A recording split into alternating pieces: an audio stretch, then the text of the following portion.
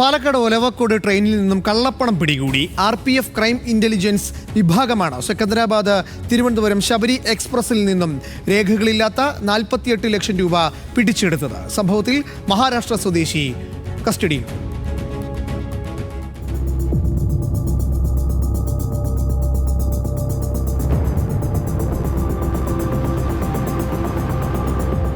Olavakkode railway station RPF crime intelligence വിഭാഗത്തിന്റെ പരിശോധനയിലാണ് രേഖകളില്ലാത്ത പണം പിടികൂടിയത്. സെക്കന്ദരാബാദ് തിരുവനന്തപുരം ശബരി എക്സ്പ്രസിന്റെ S7 കോച്ചിൽ നടത്തിയ പരിശോധനയിൽ സംശയാസ്പദമായ രീതിയിൽ കണ്ട മഹാരാഷ്ട്ര സ്വദേശിയുടെ പക്കൽ നിന്നാണ് പണം പിടിച്ചെടുത്തത്. യാതൊരുവിധ രേഖകളും ഇല്ലാതെ കടത്തിക്കൊണ്ടുവരികയായിരുന്ന 48,20,000 രൂപയാണ് ഇയാളുടെ കൈവശമുണ്ടായിരുന്നത്. തിരുപ്പതിയിൽ നിന്നും വളാഞ്ചേരിയിലേക്ക് പണം കടത്തുന്നതിനിടെയാണ് പ്രതി പിടിയിലായത്. ഇതോടെ പണം കണ്ടുകെട്ടി തുടർ നിയമ നടപടികൾക്കായി ആദായ നികുതി വകുപ്പിന് കൈമാറി. മഹാരാഷ്ട്ര സ്വദേശിയുടെ വിവരങ്ങൾ ശേഖരിച്ചു വരികയാണ്. ആർക്കു വേണ്ടിയാണ് പണം കൊണ്ടുവന്നത് എന്നത് ഉൾപ്പെടെയുള്ള കാര്യങ്ങൾ വിശദമായി പരിശോധിക്കും.